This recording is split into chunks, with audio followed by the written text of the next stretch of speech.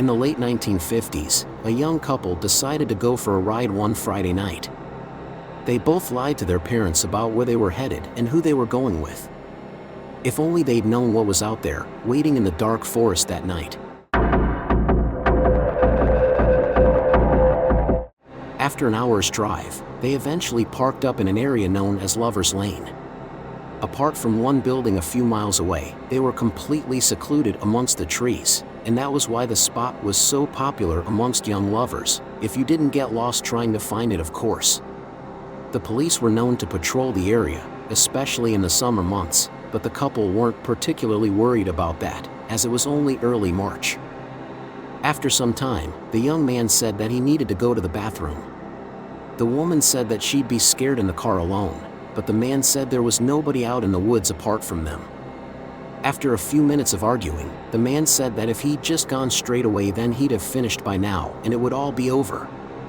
The woman told him to just be quick, and the man got out the car into the chilly night, then closed the door behind him.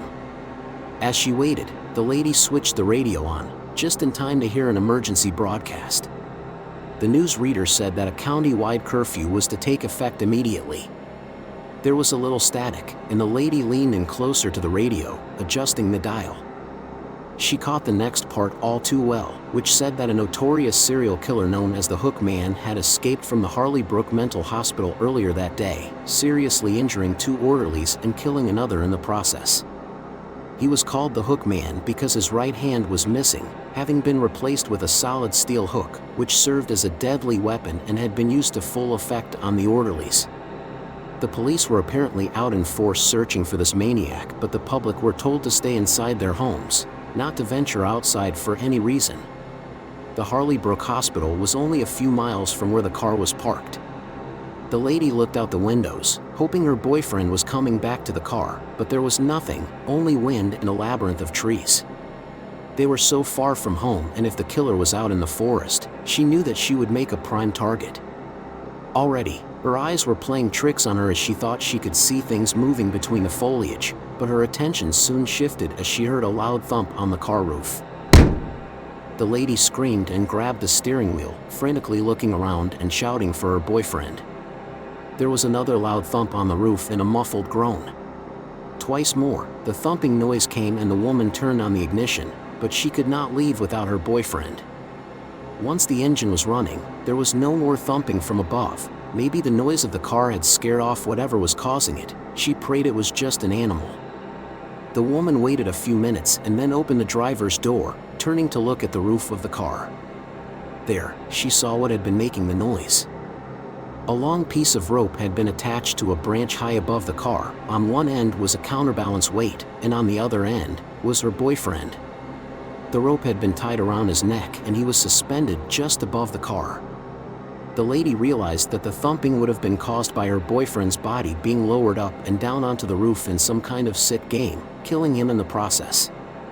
She got back into the car and stepped on the gas, eager to make it onto the main road which cut through the forest. The lady drove haphazardly through the trees, expecting the killer to jump out at the car at any moment, but he didn't. Once she reached the main road, she really put her foot down and raced home at an incredible speed. Apart from the odd logging truck, there was no real traffic and she didn't see any police cars throughout the whole journey, as she thought she might. As soon as she reached her hometown, the lady parked outside the local police station and somehow managed to tell her story, even though she was in a state of shock. The police deputy did his very best to try and calm her down, then asked to see the car. As they walked outside, the deputy suddenly broke off in mid-conversation, just staring at the car. The lady wondered what had captured his attention so suddenly, and as she followed his gaze, she saw it too. Wedged in the door handle was a bloodied steel hook. The Hookman is a popular urban legend and arguably has the most versions of events. In one variation, the couple escape out of the woods with the Hookman holding onto the car, and they encounter him when they think they are safely back home.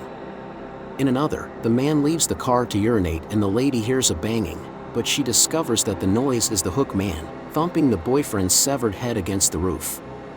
In an even creepier version, the woman falls asleep, to be awoken by a hideous face looking through the car window.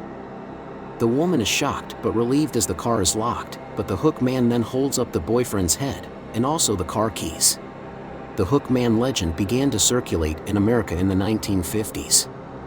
Many believe that it was inspired by the real-life Texarkana Moonlight Murders of 1946, in which 5 people were murdered. The story is also similar to The Lodger by Marie Adelaide Belloc Lowndes, which is a horror novel from 1913. The Hookman has inspired countless horror films over the years and continues to be one of the most retold urban legends.